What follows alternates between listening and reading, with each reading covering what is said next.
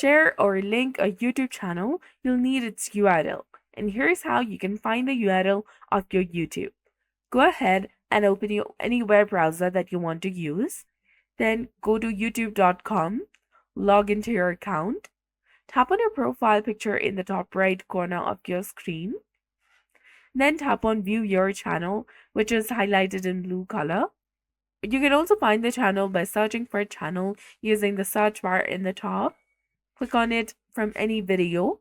Now you will see the URL in the top of the screen, that is youtube.com/@ and the channel's name. Go ahead and select all of this.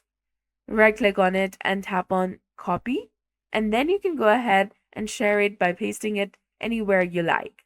But if you're using phone, you can launch the YouTube app, navigate to the channel you want, and tap on Share and Copy. Tap on the three dots in the top right corner and select Share and Copy Link. And now you can paste the URL wherever you like. So that's it for this video. I hope you found it helpful.